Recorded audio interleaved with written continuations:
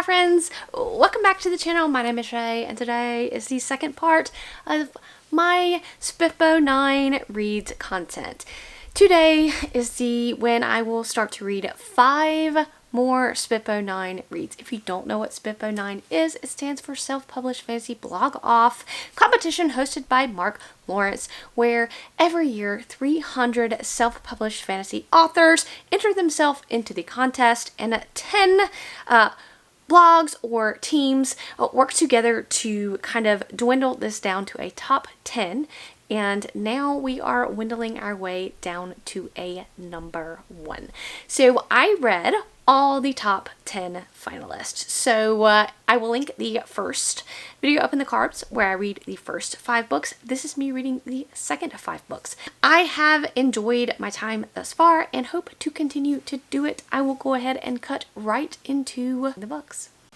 Alright, so I am 150 pages into Master of the Void, so about here. This is a very lengthy book, and so I decided to check in when I reached the 150 page mark for my first check-in. This is a YA book. Number 1, my first impressions are good. However, it's a very slow moving book.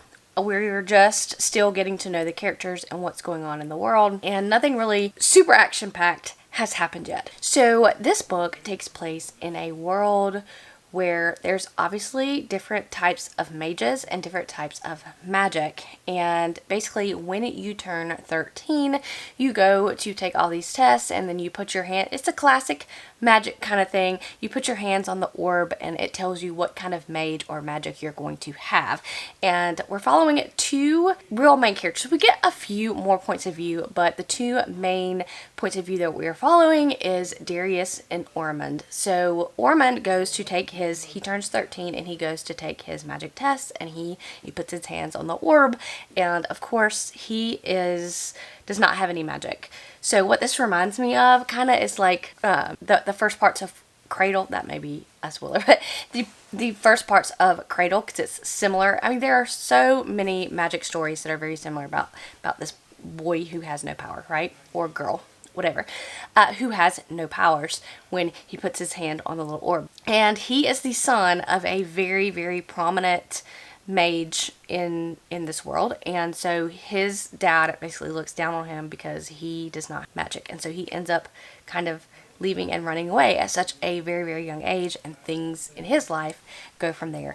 We are also then following another boy named Darius, and Darius basically, he misses his magic test when he turns 13. It has to happen right on your 13th birthday, and he misses it because the mines collapse and he has to go save his father, and something happens. Like, they're telling him that he used some kind of magic to save the miners, and he doesn't understand because he never had magic. But anyway, he missed his magical test, and once you miss those magical tests, you don't really get the opportunity to take them again. So he goes and he tries to beg them to please let them take them again. Anyway, there's mysterious things in here about the 2 boys. There's something going on in this world and with their magic. So we're getting those perspectives, and we also know that some bad things have been happening to certain mages. They have been kidnapped, they are missing, and so we have that kind of mystery plot going on in here. That was a lot to say, but I'm enjoying it. I don't say necessarily that I'm bored. I just really think that the story is taking a very long time to progress forward, but I'm still enjoying myself. I'm not bored. I also really like this cover, and I also like this artwork on the back here. But I'm not finding a lot of clunkiness with the actual story. I do think some of the dialogue is cheesy, and I do think some parts that probably should have been drawn out a little bit more are very, very fast. But other than that, I'm having a good time with this, and I'm going to continue on with this, and we'll kind of see how my thoughts feel at like the 50% mark. I am reading this physically, of course, because it doesn't have an audiobook, so it is taking me a little bit longer to read, but hoping to get some more in the next few days and maybe finish this. So I am a little over 50% into Master of the Void now, and I gotta say that this book has made me think a lot about how self-published books just don't get the recognition that they deserve. Because y'all, this is such a good book. I love it to death. And again, my feelings kind of have just improved over time. It did get a very slow start, but then as we got further into the story, time is passing and I'm really getting to enjoy just what's going on in the story. There is some love or a romance subplot. I don't think it takes the forefront, but there has been some romance subplots that I have enjoyed. And guys, like, this is just going, I don't even know what else to say, because my feelings on this are so positive that, again, it's just making me feel sad for people that don't ever want to appreciate self-published works. Because if I'm being quite honest, this book right here is probably better than a lot of the traditionally published books I've read lately. So I'm just very excited to dive more into self-published works. And so I am really enjoying this. Kind of still mysterious in the fact of things that are going on, and I'm very intrigued to continue to find out the mysteries. I think that this is a series, so I will, the second book is not out yet, only this book is out, but I am ready to go. Okay, so it's a lot later. It's actually Friday, and I have finished Master of the Void.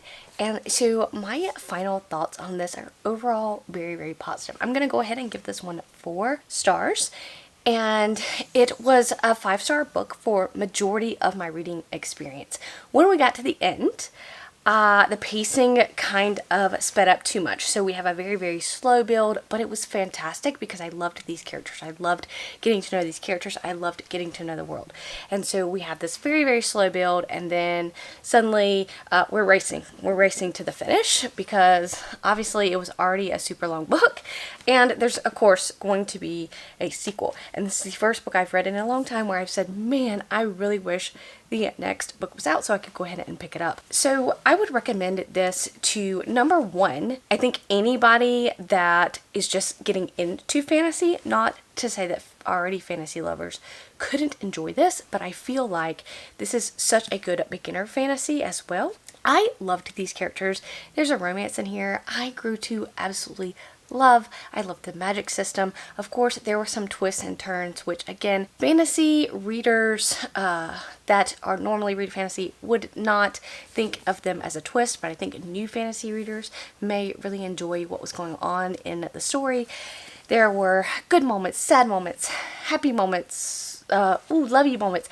I don't know, but this was definitely a fantastic character study. It had a great plot and great characters and a great character study. And Wynne Raven just does really such a great job with her writing style, with her characters, in all portions of the story. So I overall just enjoyed this immensely, and I will be continuing on as soon as I can. Overall, I would just highly recommend this book. Overall, a great experience. And this one is looking to be on my top list when I get to my final breakdown of how I viewed these books.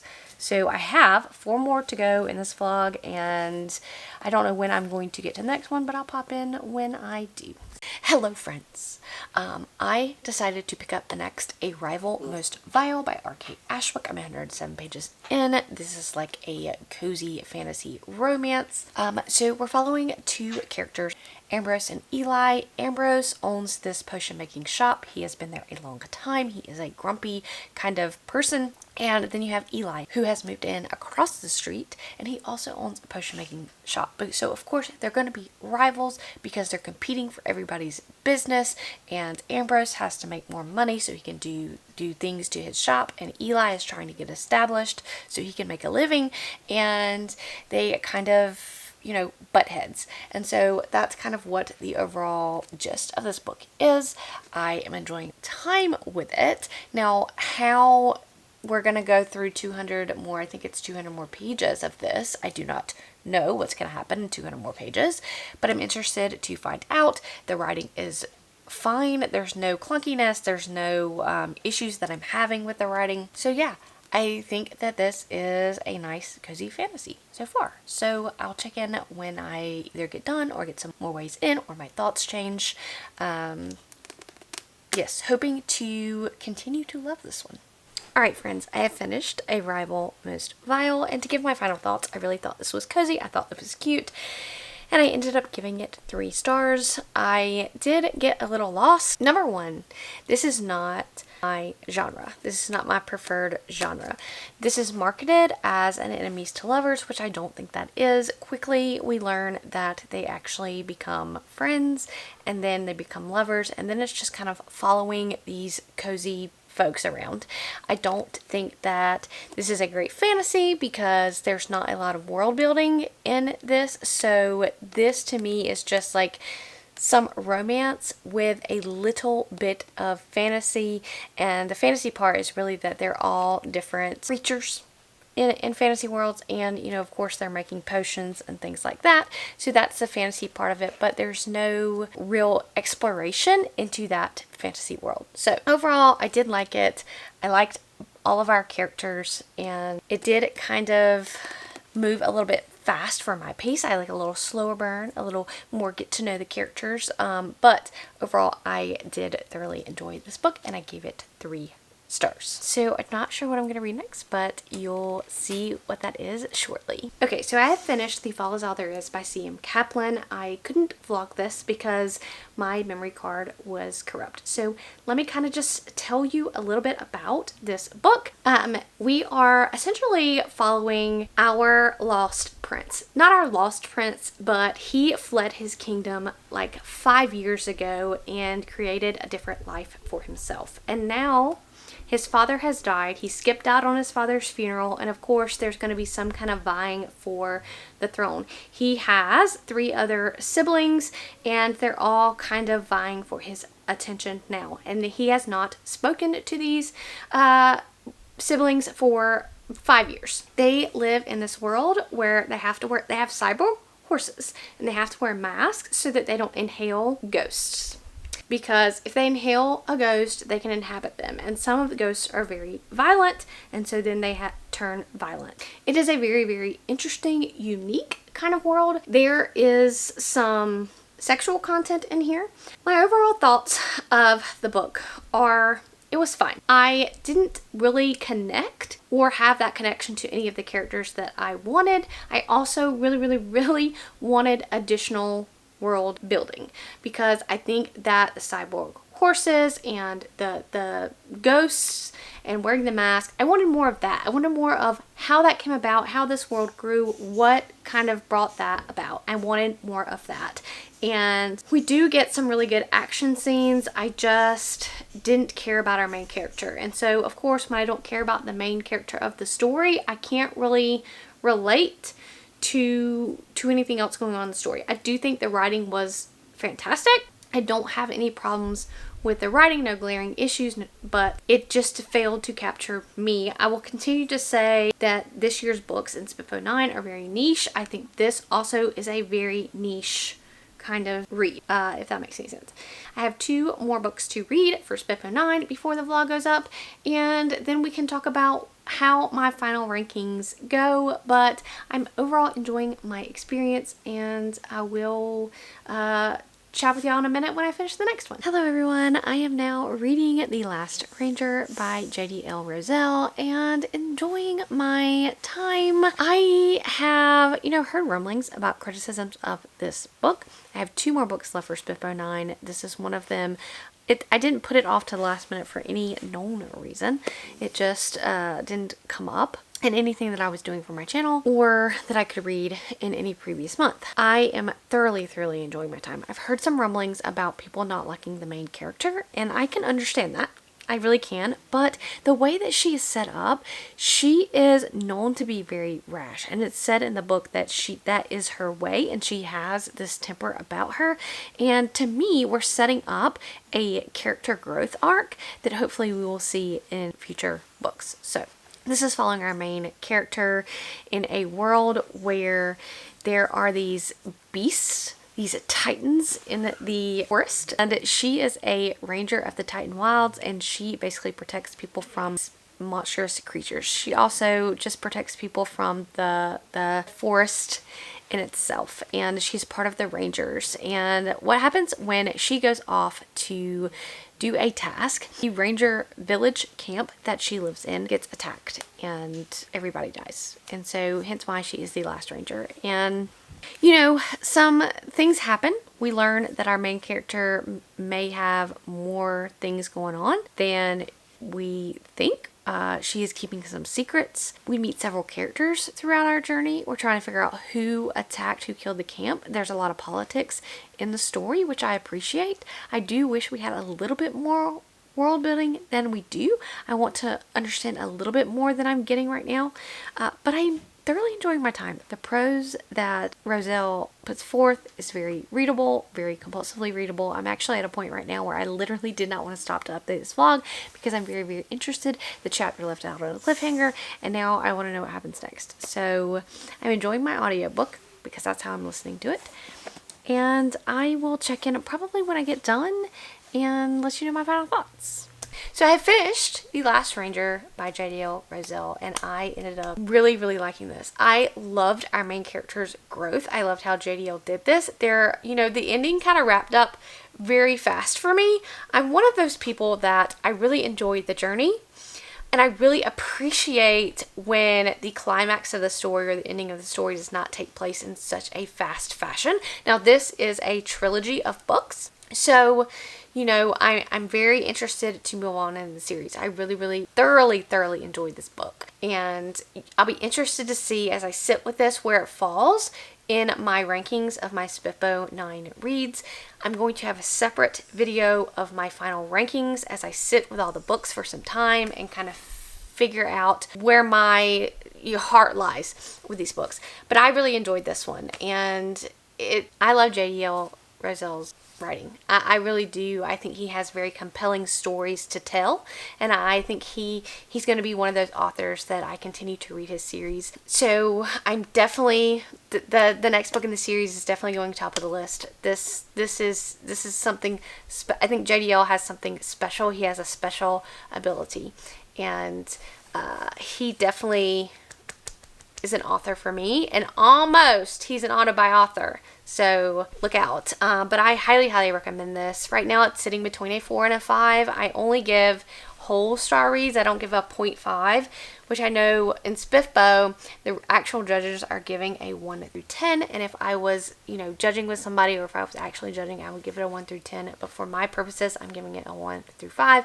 and I do not give 0.5s. So I've got to think about whether I'm going to round this down to a 4 or whether I'm going to round this up to a 5, and at this point in time that I'm doing this video, I don't know. But when I come out with my full rankings of SPFBO 9, I will have a final ranking for you and where it actually ends up lying in my heart. I have one more book to read for this competition, and that's Murder at Spindle Manor. And I feel like I'm gonna like that one too. I read the first chapter of that one and really enjoyed it, so I'm looking forward to diving into that one. Alright, so I am 50% into Murder at Spindle Manor by Morgan Stang, and I am thoroughly enjoying my time. I would recommend, if you were going to read this book, to go in completely blind. Do not even read the blurb on the back of the book. That's how I chose to consume the story. I hadn't read reviews. I don't know what this book is about. And I went in, you know, completely blind. And so every time the chapter ended on a cliffhanger, I was like, you know, it was more shocking. But had I have read the blurb on the back of the book, I think I would have not been as shocked. That shock value would have decreased. We're following, basically, and I feel like I shouldn't tell you that much because I don't want to ruin your experience, but this is a very classical style mystery, kind of like an Agatha Christie novel, almost, kind of like I think about the game of Clue, or whatever. Who did it with what weapon and whatever. But we are basically at this manor, and we're trying to solve 2 mysteries. And we have this cast of characters. This is a closed door mystery. And what I mean by that, if you do not know what that is, a crime has occurred, and here are the players, you know, that it could be. Like, you know, you have your clue set up. Here are the players that could have committed this crime. because it took place in this area and these were the only players that were there.